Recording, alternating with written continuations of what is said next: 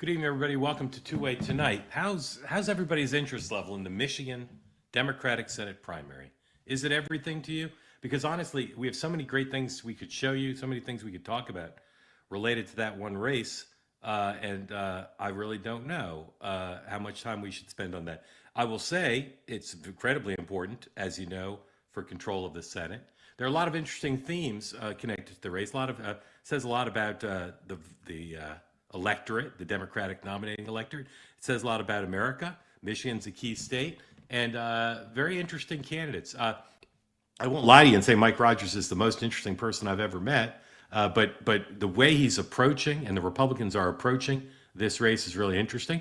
And whatever else you think about Dr. Abdul El Sayed, he's an incredibly interesting person, interesting force, interesting character. And so we could talk a lot about that, but there's other interesting things to talk about. There continue to be news stories, including one in the Wall Street Journal, that say we're on the doorstep, ladies and gentlemen, of a deal that will open the Strait of Hormuz. I don't believe it. I don't believe it because it says the Iranians are going to go 60 days without charging to go through the strait. You know, one of my father's favorite jokes, a guy left the office every night with a wheelbarrow full of dust, giant wheelbarrow just piled high with dust. He'd leave every night. And the guards thought, well, that's odd. Why is the guy taking dust out every night? Makes no sense. Turns out he was stealing the wheelbarrows. Sure, the Iranians say, yeah, okay, we wanted to charge for the strait, but we won't. But as I've told you before, if the strait opens and the sanctions come off, they're selling oil. Their stuff's going through the strait. And once again, they're undermining any ability the United States has to strangle them economically. So we could talk about that too. We could talk about the latest with Max Miller. We could talk about the latest with whether Thanksgiving is a cutting issue in the Wisconsin gubernatorial debate. We could talk about President Trump's continuing to make false claims about all sorts of things. We could talk about something to do with James Comey. But ladies and gentlemen, our lead story tonight, which I guarantee you that many of you have not heard a word about today, our lead story tonight combines two extraordinary things. One of North America's leading power couples, and the woman who I was certain would be Donald Trump's running mate in 2024, combined with one of the best / worst developments in the history of Capitol Hill media coverage. Ladies and gentlemen, I give you TMZ talking to Katie Britt about Justin Trudeau and Katy Perry. Roll 21, please. Seeing all these photos of Justin Trudeau and Katy Perry. Oh, yes. They're making out here, they're making out there. But don't you think that's kind of odd? It's like he used to be in charge of a whole country.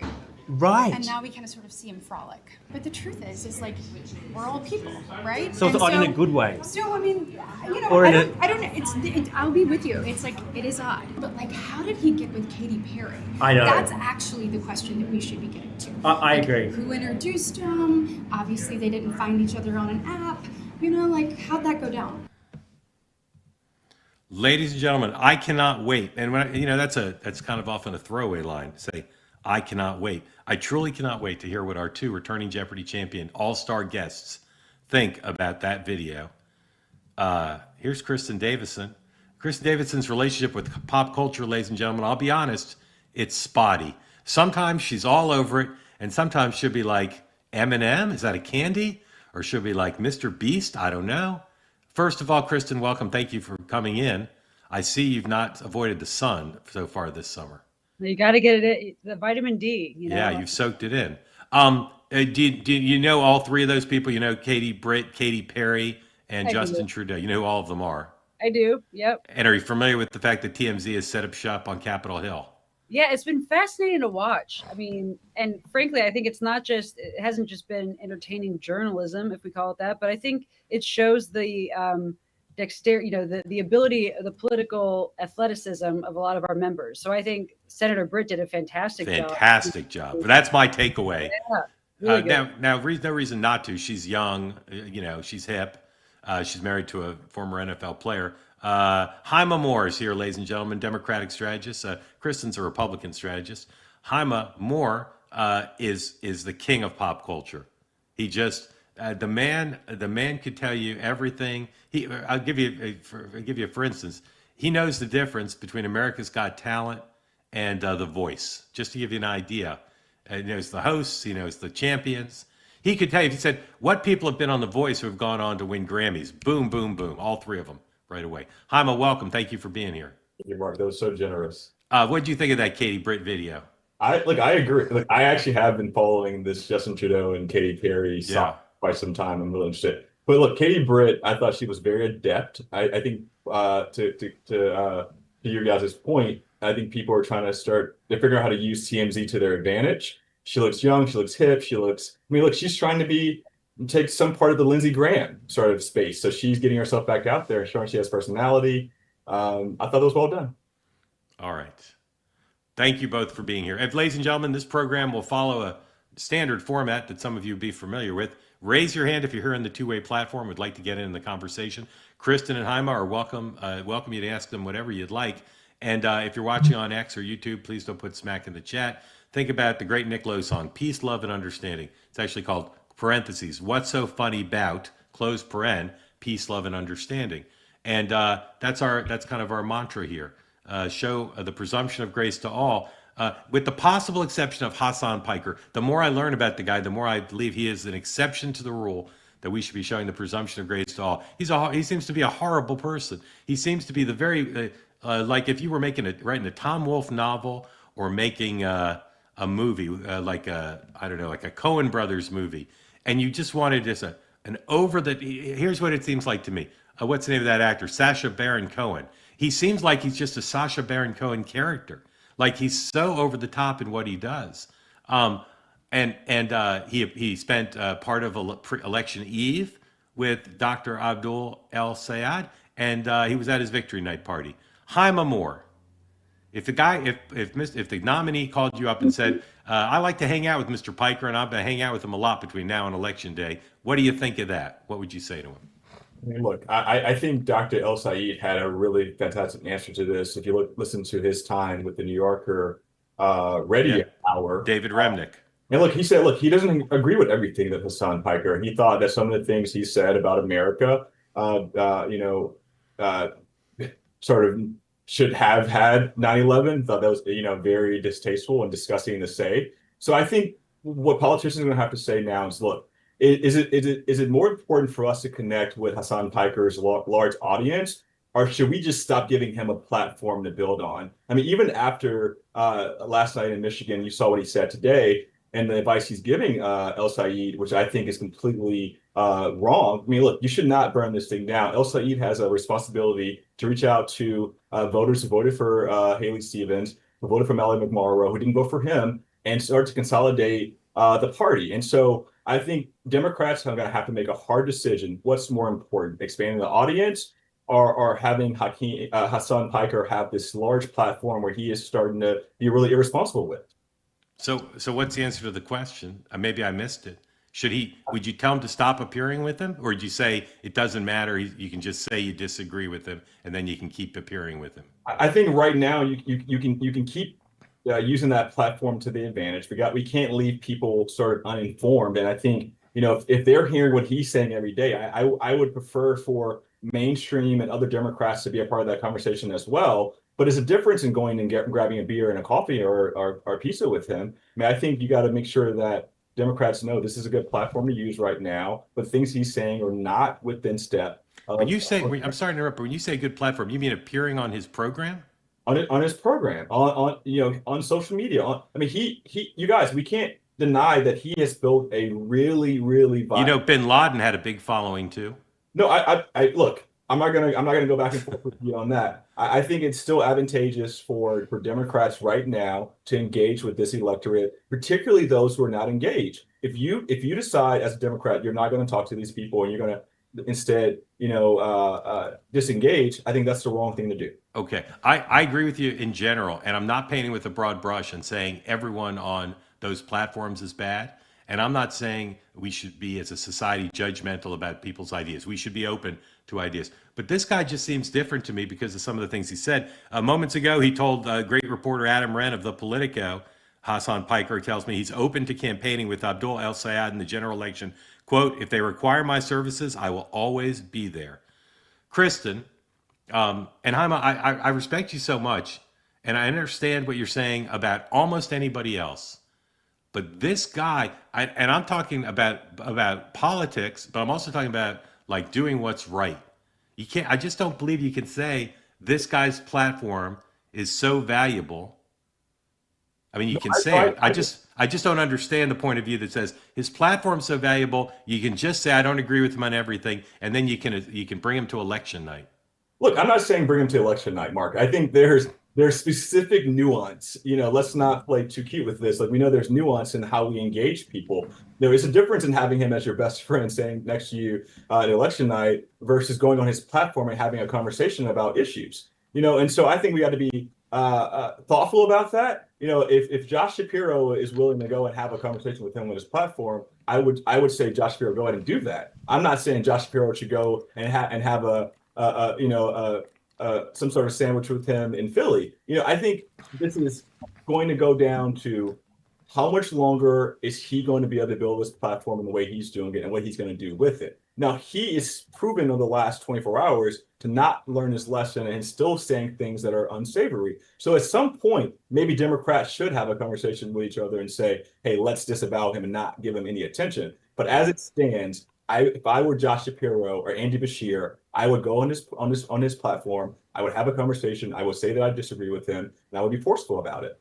Okay, brilliant. Thank you. You're looking off camera. I'm not quite sure why that is, but it's distracting at least one of us. I don't know. You usually aren't looking off camera the way you are. Hyma. Oh, sorry. That's okay. Kristin, I hear such a difference of opinion amongst people I respect about this general election. So critical, again, for people who aren't following it as closely. It speaks to this brand of politics. It speaks to an insider versus outsider. And of course, it speaks probably to if the Democrats really have a chance to take the majority back. If you were to, if Mike Rogers said to you, Kristin, what are this guy's 3 biggest vulnerabilities in a general election in Michigan? Is Hassan Piker one of them? What would be on your list of 3 biggest vulnerabilities? Issues, whatever.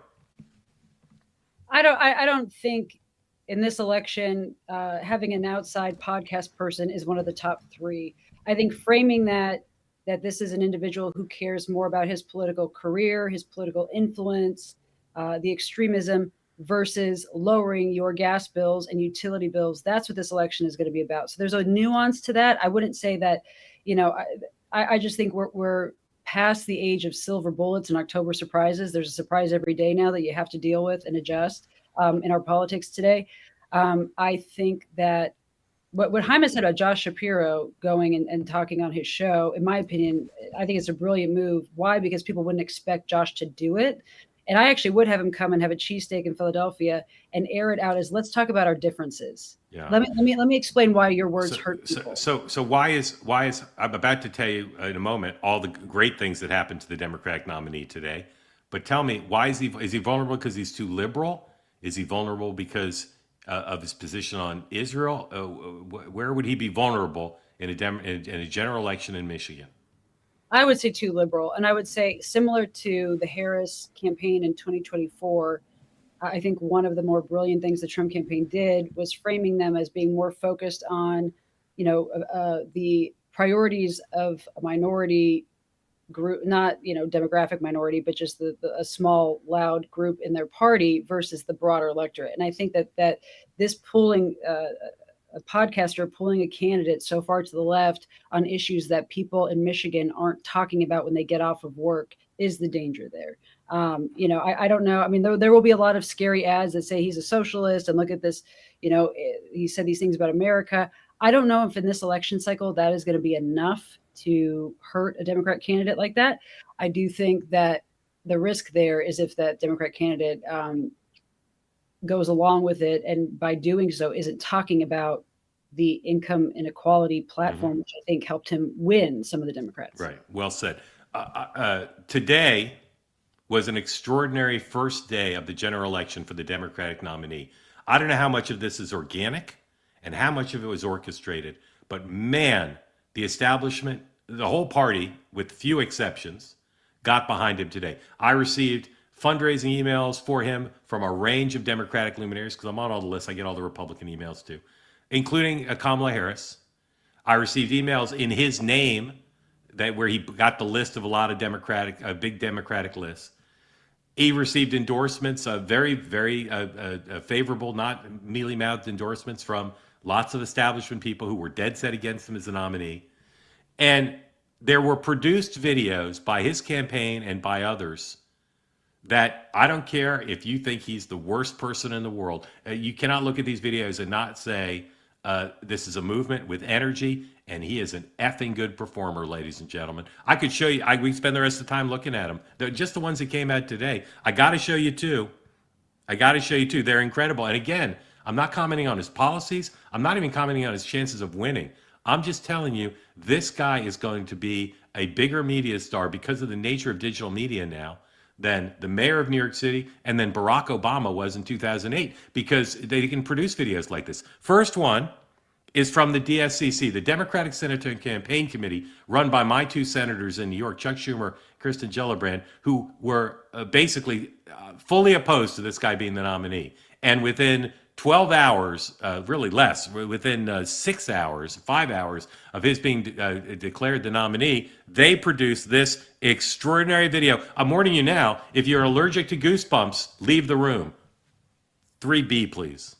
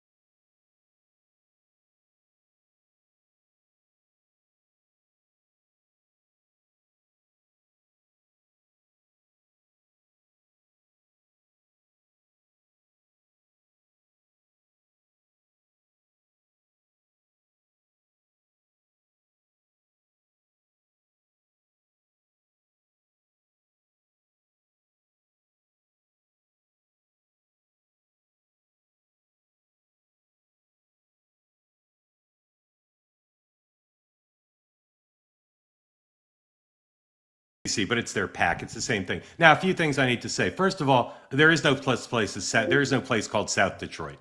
So, Michiganders don't love that. Number two, do you guys know who the other speaker was at that graduation where young Abdul spoke? Do you know who the other speaker was?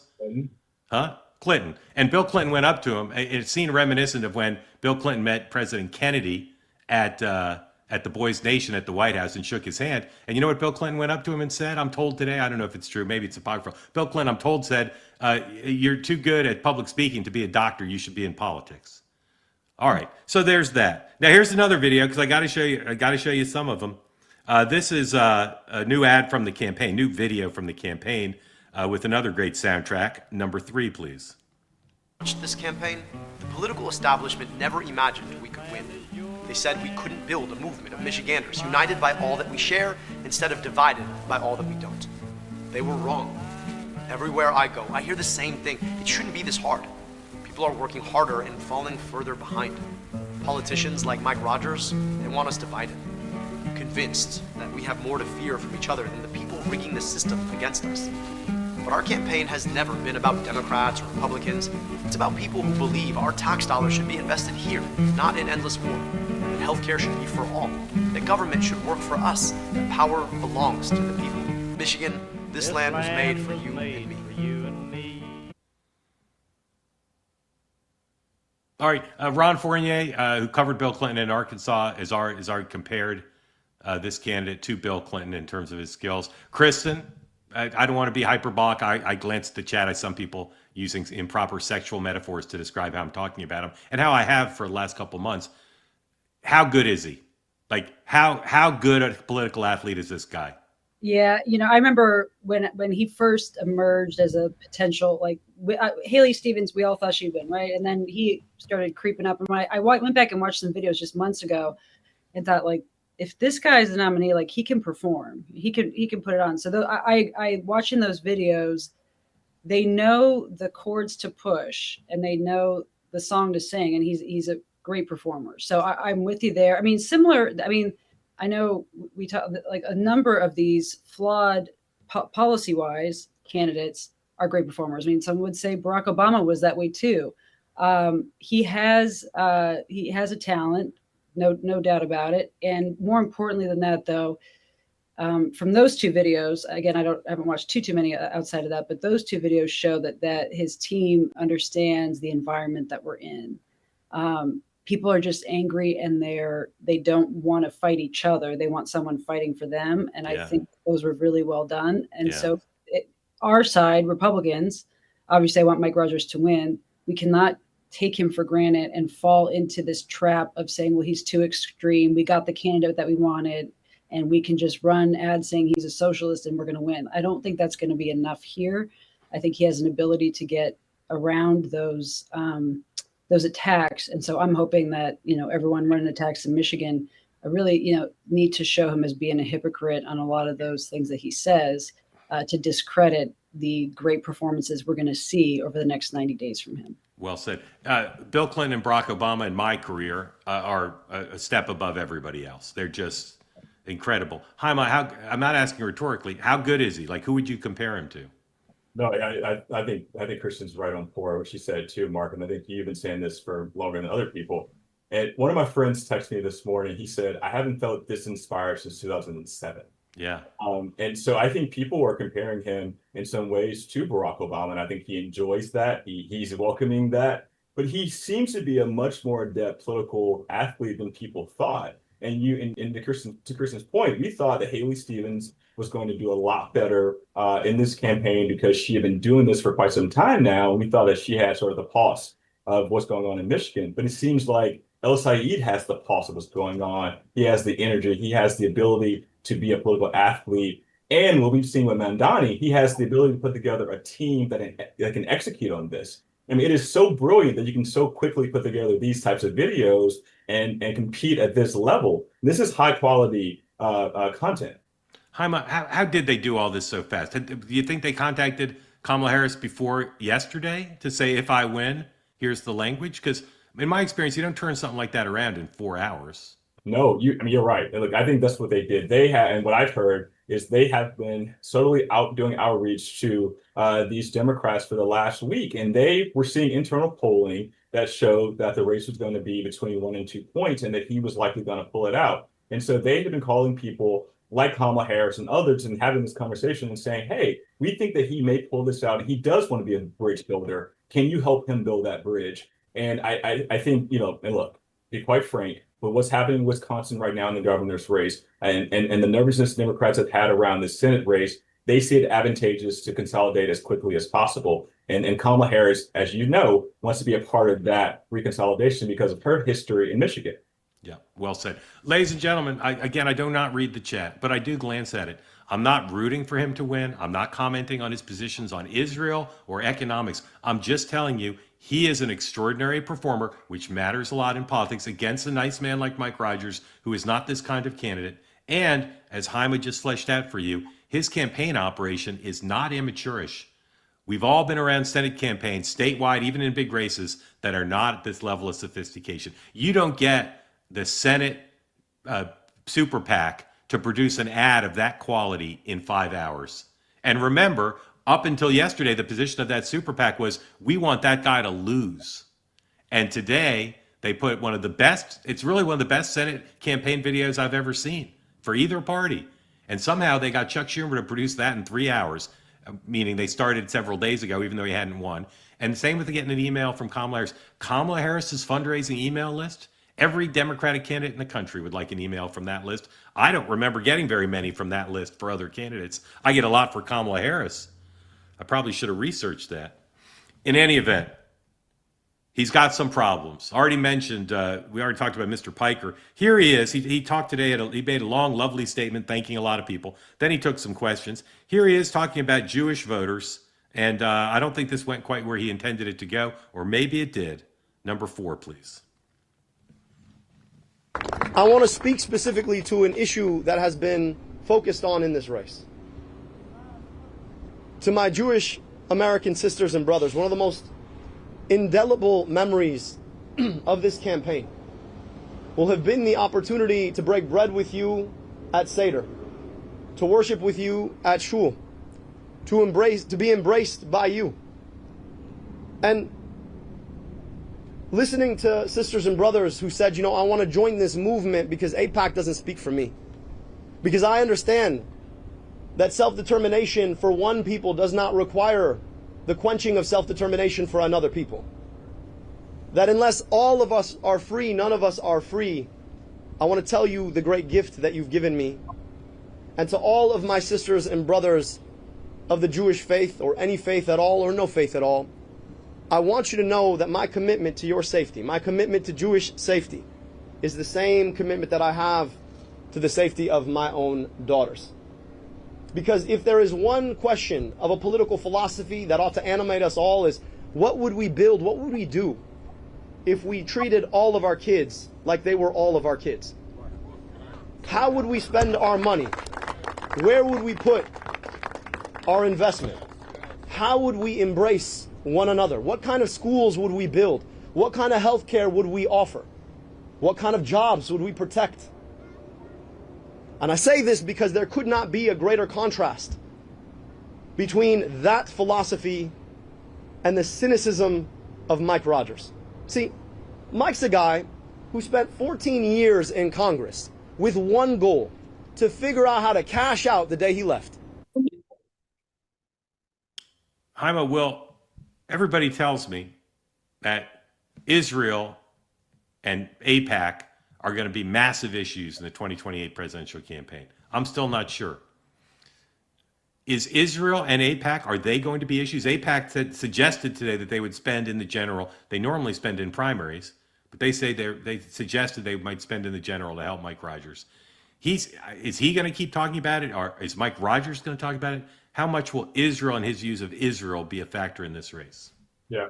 Look, I think there's sort of two schools of thought here right now. As it stands, it is going to be a big issue. And I think in some ways, there's some mainstream Democrats right now, and those like Senator Fetterman, who are like, look, let's not waste the time having this conversation so specifically about AIPAC. It's in some ways, Dr. El Sayed and other candidates have a really specific obsession with AIPAC itself. That's one. Two, the other part is about the foreign policy of it all, the actual Israeli connection around the war in Iran, and sort of what we are actually doing to support Israel militarily. And that's a conversation that's a little bit more nuanced. And I think Democrats are more okay with having that conversation, particularly as this war continues to rage on and negotiations seem to stall. And so I say all to say, there are a lot of Democrats who want to have the conversation about the war and the relationship with Israel. There are a lot of Democrats who do not want to have the specific anti-AIPAC obsession that's starting to take a wave. And it seems to be a little bit more of a distraction conversation than it is helpful right now. One more quick one for you, and then Kristin. Are Democratic consultants telling their clients who are members of Congress to stop taking AIPAC money? Yeah, they are. They truly are. And it's twofold. It's that, but also it's sort of like the build the wall, where it's sort of more of a value polling thing, where, you know, you say you're anti-AIPAC, but you really are anti-money in politics, anti-war. But it's starting to be a little bit more bastardized because of obviously the race and cultural implications that it's starting to yield. Michael, look up for me. I'm talking to my colleague. Look up for me what month, maybe one of you two know. AIPAC has a big annual dinner where members of Congress come. Sometimes people from the administration come. What month is that? Anybody know what month that is? It's in June. I'm not sure what it is now. It's in June. Yeah. So did we just have it? I thought there was a fall one too, but yeah, Michael, see if there's, I always thought it was, my sense was it was in the fall, because that thing used to be attended. It was one of the few events that members of both parties would go to, and many, scores and scores. I just can't imagine any Democrat going to that dinner except for Josh Gottheimer. Yeah. Kristin, if Israel is an issue in this general election, who does it favor and why? I honestly don't know the answer to that, because I think both parties have their issues with it, right? I think we're seeing. I think that it is it's emerging as a divisive issue internally in the Republican Party as well as the Democrat Party. So I actually don't know the answer to that. I'd have to kind of see which way it's falling. We'd have to kind of see whether the Strait of Hormuz is opening up again. Like, there's a lot of factors here that I think would determine that. If you would have asked me that maybe 2 years ago, I would have said easy Republicans. It would have favored us, no problem. I don't know if that's the case right now in this very moment. We probably, if I had to pick one now, I think it would probably benefit Republicans versus Democrat, but I think we would need to just see a certain number of things that are going on in the world to determine that. Yeah. I don't know how much money the guy has in the bank. He didn't raise nearly as much as I thought he would for the primary. Hyma, how much do you think he'll raise from August 1 to election day total? How much into the campaign?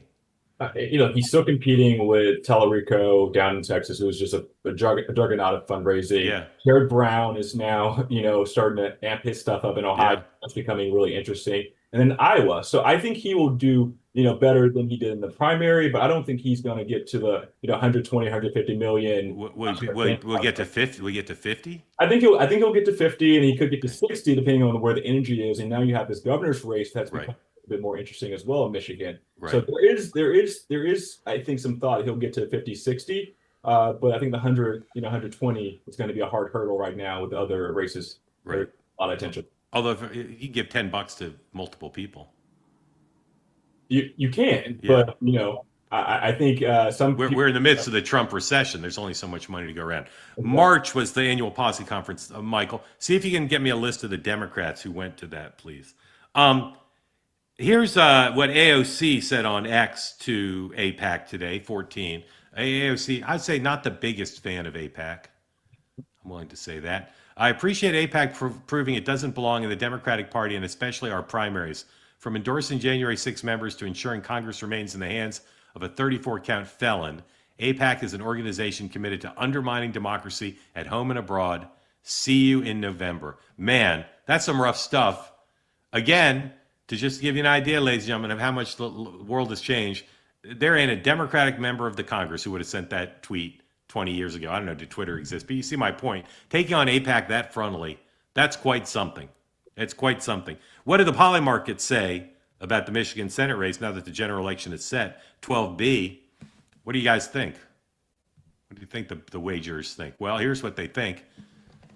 60 for the Democrat, 41 for Mike Rogers, 41% chance. Adds up to more than 100 because of rounding. Kristin, how does that square with your sense of the race? Is Abdul El Sayed a 60-40 favorite or not? Well, I think today is probably the best day of his campaign for sure. He's coming off a big win. He can say he took on the machine and he won. I do think that he has done a better job than someone like Tellerico has done in Texas in terms of consolidating his primary opponents in the field. I mean, you had Mallory out there immediately getting behind him, even Haley Stevens, who frankly, I think she ran a great campaign towards the end to keep it close with how she dealt with some of the things. Come behind him. So I think right now that's an optimistic. I do think we get it tighter probably by Labor Day. I think that's more like 50-50. I'm sorry, go ahead, finish up. No, that's it. Hyma. Yeah, look, I largely agree. I think he's going to do three things. No unforced errors, which we've seen that'd be a little bit more difficult than we thought. Yeah. He's got to raise some money. And then to Kristin's point, look, he's got to consolidate not only the whole base, but he's got to do better with older Black voters and with the Black community, who's going to be really important in this general election. And we've seen Tellerico have some issues consolidating that down in Texas after running against Jasmine Crockett. And so I think when you get to Michigan, you have to do a lot of that same thing. And then lastly, look, you're right. Hassan Piker, he's got to really sort of, either full-fledged go and hug him, or he's got to let him go. That's going to be the four things that he's got to pay attention to. Brilliantly said. Thank you. All right. This may seem a little off topic. When you guys get LinkedIn requests from accountants you don't know, do you accept them? No. I deleted my LinkedIn. Okay, those are two good answers. Let's go to Wisconsin, roughly due south of Michigan, I believe. Is that right? Due south? I guess Illinois is due south of Michigan. It's near Michigan. That's my point. It's very near because you can get from Chicago to Milwaukee in like an hour. So it's got to be close. Yeah. Anyway, primaries in Wisconsin are on Tuesday of next week, and all eyes on the gubernatorial primary for Hyma's party. Republicans will nominate Tom Tiffany, a guy who I would say has the same level of verve as Mike Rogers. They're not They're not filled with vibrancy. And just go back to Michigan for a second. I said this last night. Rogers is never going to keep up with the doctor. The doctor will do 7 events and 7 web videos a day, and Mike Rogers will do 2. And I'm telling you, it's going to matter.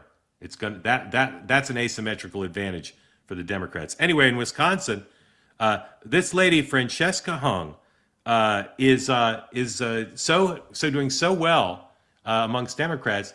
She's considered a shoo-in for the nomination, and the Democratic establishment has scrambled. They got one guy out of the race and got one gal out of the race, got another guy back in the race who quit the race. Then a third guy quit the race because of some controversy, and she's just skating above it all. And I have to say, I didn't focus on her very much. I saw her name. I saw that a Bernie-type socialist candidate, former chef, former bartender, was doing well. But I do not understand her rise. I understand her positions are popular, and I understand she's an anti-establishment, and I understand she's an outsider, and I understand socialism's in vogue. But she's a crappy candidate. She talks like she's sedated. Hyma, what am I missing about this lady? Oh man, look, I agree with you. Look, she's no Dr. El Sayed. No, what she is an actual member of DSA, where Dr. El Sayed is not. He denounces them. Correct. And Yeah.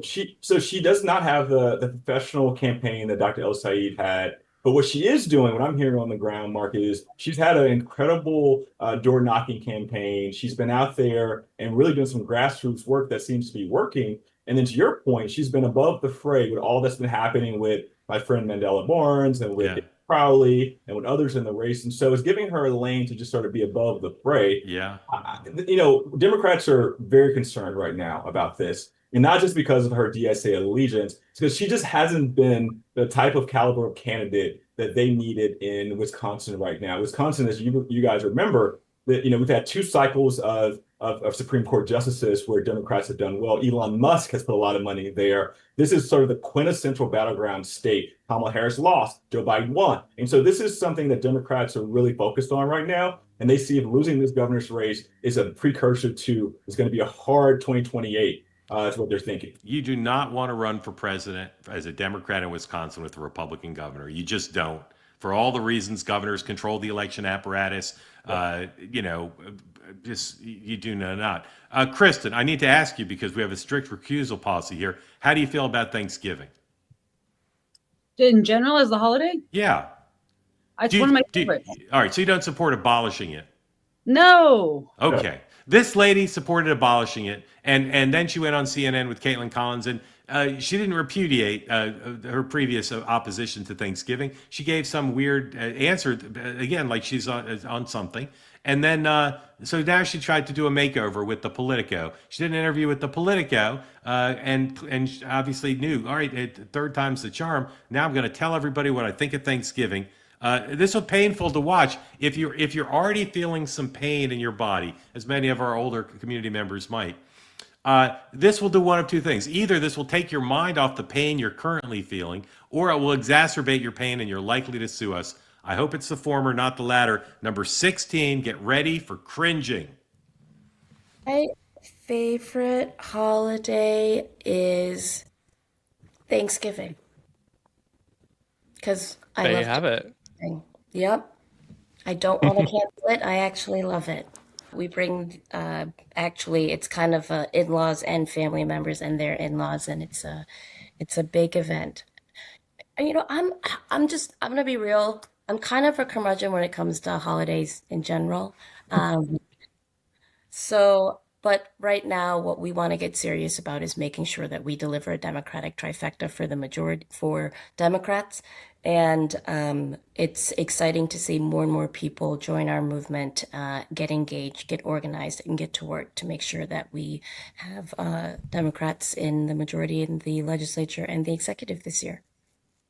I will remind everybody of one of my all-time favorite pieces of reporting I did, talking to Bill Clinton about the 2012 presidential campaign regarding Mitt Romney. Bill Clinton reportedly said, as put in the book Double Down, Mitt Romney is a very nice man. He should not have a job that requires him to speak to people in public. And that's how I feel about this lady. Run a restaurant, be a state legislator.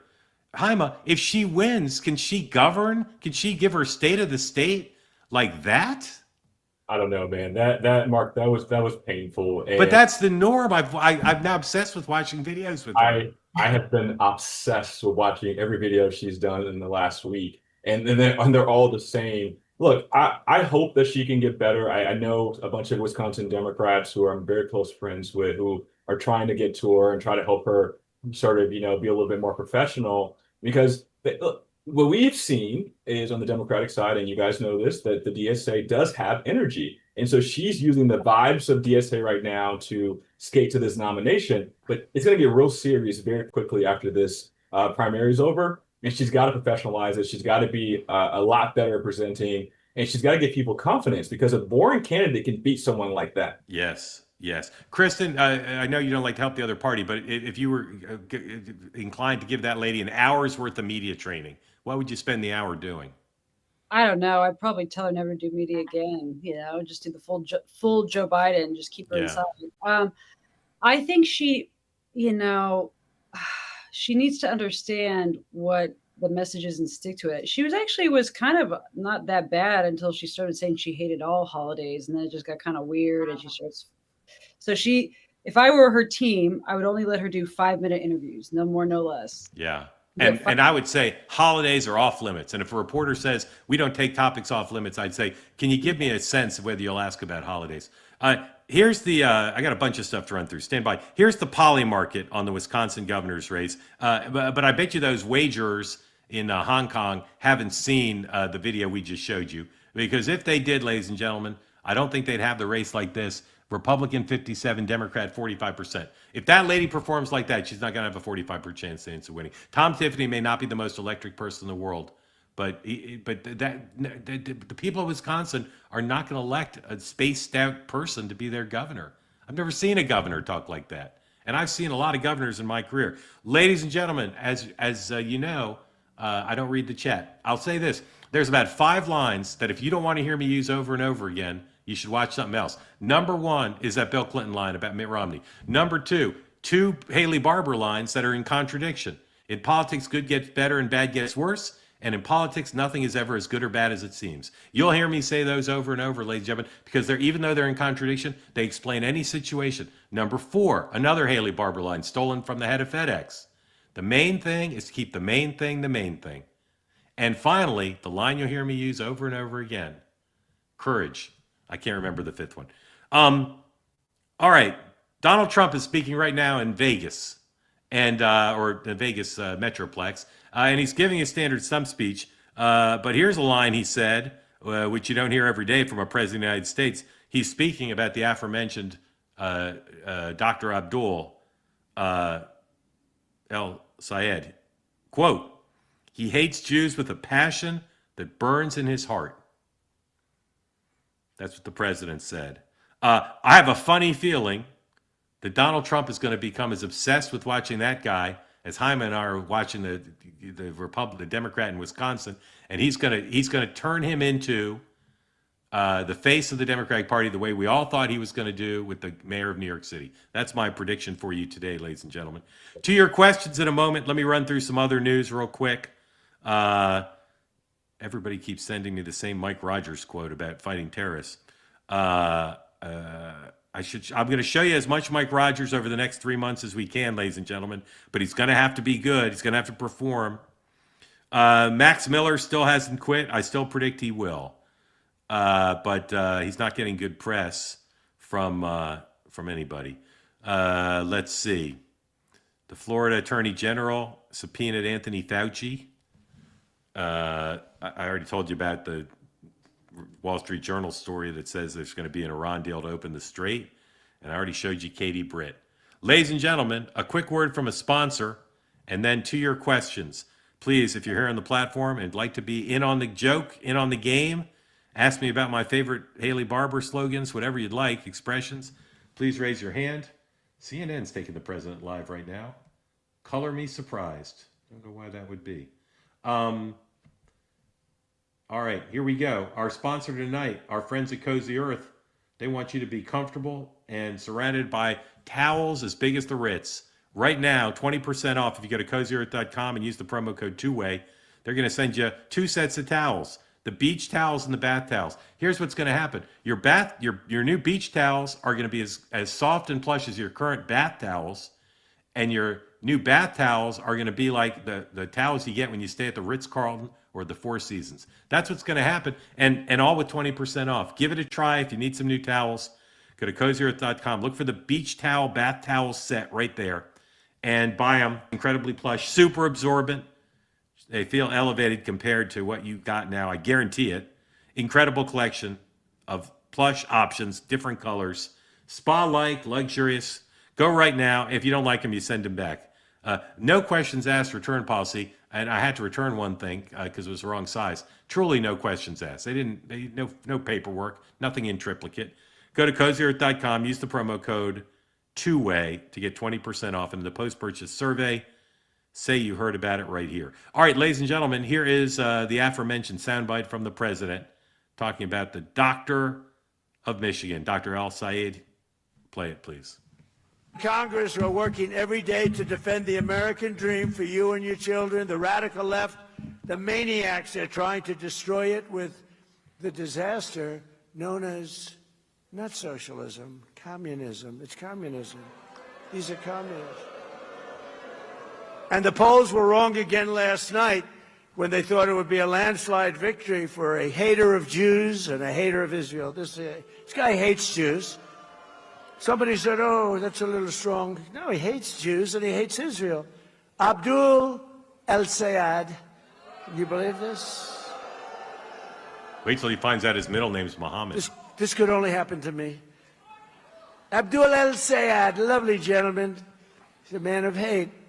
And now he's going around saying, no, I love everybody. He doesn't love everybody. Put him in office. You're going to find out what he loves. He doesn't love Israel. He doesn't love Jewish people. He hates them. He hates them with a passion that burns enough. in his heart. And here we go. Clara, welcome in. Thank you for being here. Love having you being part of our community. Unmute. Tell folks who don't know where you are and what's on your mind for Hyma and for Kristin. You. I'm Clara. I'm from Silver Spring, Maryland. I'm a techno-nationalist like Alex Karp. And I wrote my question down. One question. Yes, ma'am. Thank you. I won't cite my bibliography, but I've read or heard several sources say that the power of the Black base in the Democratic Party is waning. What do you think about this, and what's the evidence? Thank you, Clara. Big topic, great question. Hyma Moore. Yeah, no, I think, hey, Ms. Clark, good to see you. That's a fantastic question. And I think, look, you got to look at this from a couple of different perspectives. So there is evidence, and we all know this, that over the last few cycles, there have been more Black voters vote for Republican candidates, particularly Donald Trump, across the board. So that's just sort of one piece. And it hadn't happened in like huge swaths of Black voters, but there has been an erosion there. The second piece, and I think maybe this is what you may be hearing, and it's what Democrats and others have been saying, look at what's happened with the gutting of the BRA, some of the idea that in the next midterm, there are going to be maybe, between 12 and 16 less members of the Congressional Black Caucus.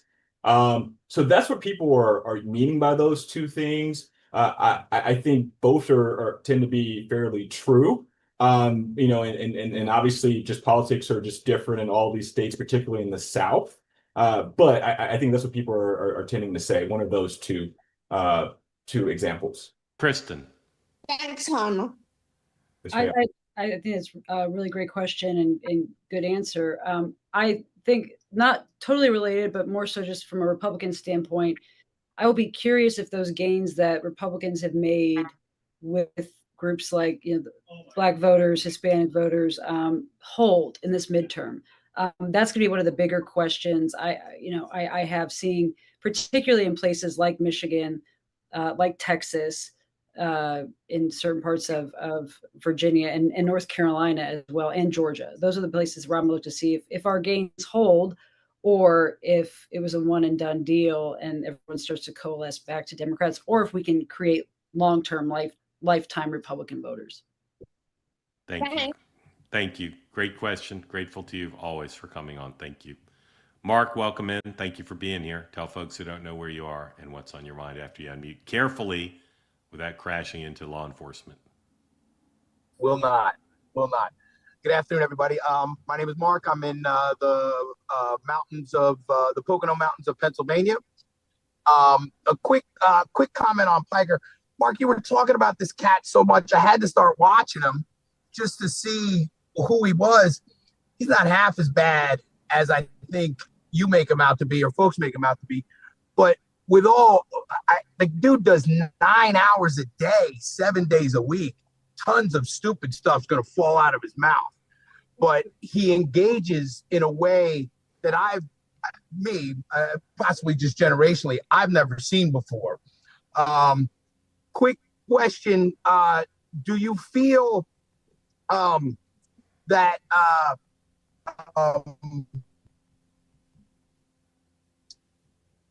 would have these problems with AIPAC if not for Citizens United? Would AIPAC be allowed to spend this money, you mean, without Citizens United? Right. Well, what I'm saying is that would there be this level of animosity towards that specific lobby or any the money's gotten out of control. It's really gross. And I'm curious that if not for Citizens United, do we have everybody at each other about this one organization? I'll just tell you, because it just ran 15 seconds ago, the guy who covers money and politics for the New York Times says this: AIPAC is considering a major campaign expected to be in the tens of millions to boost Mike Rogers in this race. AIPAC has told its allies of the plans. Hi, Mark. Kristin, thoughts on the swirl of election law and what's happened with AIPAC and how they've become such a prominent part of this race? Kristin, any thoughts? I don't think they're the first group to have that problem. I think, especially on the Republican side, in the birth years of super PACs, from really 2010 through 2012, I'd say was the heyday for it. After that, you kind of see people get hit. I know in a lot of conservative states, a lot of conservative primaries, if at that time American Crossroads or other groups were hitting a Republican, they got hit with Mitch McConnell. So I don't think it's necessarily unique to AIPAC. I do think what is unique about AIPAC is that it garners strong emotion from both parties. I think both parties are dealing with that. I don't know if Citizens United would necessarily affect that or not. There would be another group or another mechanism. People always, but pre-Citizens United, it was a lot of unions people ran money through, and so there's always people find a way to spend money in politics, no matter what the law is. So I think it would be there anyway, regardless of that law. I don't think it's the first time this has ever happened. We see it all the time. I'm in groups on both sides. I do think it's unique that both parties are having to navigate within their own party a growing skepticism, to put it lightly, with the group. Hyma. Look, I fully agree with Kristin there. And look, and we know there's a lot of money from AI and crypto and others who are also trying to be a part of this election cycle. But I was thinking about this, Mark, and we haven't talked about this, but I remember in 2021 when a lot of Democrats were starting to really take a look at how much money AIPAC was putting into those races. And if you recall, we're all old enough to remember when Democrats were quite cozy with AIPAC. Yes. A lot of Democrats I know got really pissed off in 2022 in that midterm cycle when they thought that AIPAC helped bring in that wave of Republicans who took the gavel back and brought us the current speaker, et cetera. And so, I remember when Democrats loved AIPAC and they were taking the money. And I think, to Kristin's point, I don't think Citizens United is going to change that. They will be an apparatus. I mean, campaigns are expensive, and this money doesn't just evaporate out of nowhere always. We're paying a lot of different people to do a lot of different things, and it's getting increasingly more expensive because of the market value of these things. So people will find another way to get money into politics, and quite frankly, we got to keep paying people to be involved. Mark, thank you. I want to show you a couple tweets that are related to AIPAC, and The first is AIPAC responding to the AOC tweet we showed earlier. This is quite something. Between that and the fact that they're planning to spend a lot of money, I think my question before about whether Israel is going to be an issue in the general election now seems laughably naive. Here's their response. You recall the tough tweet she sent. Congresswoman trying to score political points by demonizing pro-Israel Americans, including millions of Democrats who are AIPAC members, is outrageous, transparent, and pathetic. Your obsession with singling out our members and their rights to participate in the political process undermines democracy. And earlier, they tweeted back in response to what one of the community members said on the morning meeting, and Kevin said in response. Do we have that tweet? Very similar. Let's see if I can read this one. I'm not a good reader. AIPAC and is American supported. They're putting resources behind candidates that they believe in, same as environmental groups, same as pro-choice, pro-life groups. That's what the community member said this morning. And then Kevin said it's questionable why such a focus by some of these candidates is specifically on AIPAC. Guys, again, I'm not Nostradamus, but it seems to me that if AIPAC's going to spend money, Dr. El Sayed is going to continue to do what he did in the primaries, which is to make a big deal of it. And it's going to cause people to choose up sides. I wonder, because AIPAC's not uniformly popular with Republicans, Kristin, what would the right position politically be for Mike Rogers if that fight breaks out? I think Kevin, he should hire Kevin as a comms advisor there and take that argument. I think that was pitch perfect. I mean, you have reminding voters that you have to humanize it. So when people hear AIPAC, most normal, like average Americans don't know what that is. It sounds scary. It doesn't sound like it's people. It just sounds like a political super PAC. Humanize it. Talk about the fact that these are Americans coming together, and they only want to help protect Israel. Versus, that will position anyone hitting AIPAC. It will make them look more hateful, right? If done the right way, the people who are attacking AIPAC will kind of be put out in the light to show that they're attacking people. You have to humanize it, remind people that these are Americans, remind people that they're coming together for a cause they believe in, and then pivot. I think that's the best way to do it. I would not distance myself from them at all, because then you're kind of in the middle and you don't have friends on either side. So I think Mike Rogers needs to humanize it, needs to say that my opponent wants to divide us. I want to bring us together. Well said. Hyma, I've covered AIPAC forever. And I've known their press people forever. And they may get mad at me for saying this. They may say it's factually not true. But my impression is for decades, they've been secretive and uncooperative regarding their public-facing image. And even now, they're less transparent than a lot of groups that spend tens of millions of dollars on political ads. Have they brought some of this upon themselves by not defining their brand in a more friendly and accessible manner? Yeah, Mark, and I'll just quickly say it's really nice that the mainstream media and others are paying attention to what you're doing and what the community is doing here at Two-Way. I've seen that all over the web this week and last week, so good job on that. But you're right, and I've been following AIPAC, and I've been involved in some capacity with them over the last 20 years, and then they have brought up some of this on themselves. They haven't been able to separate the very important issue of protecting our interests over in the Middle East, supporting our ally Israel and making sure that democracy stands in the Middle East versus pure politics. And I think they've been too cute in politics, and they've been too secretive with how they have approached this. And it led to where we are now, where both sides are having to decide if they will take money or align themselves with AIPAC.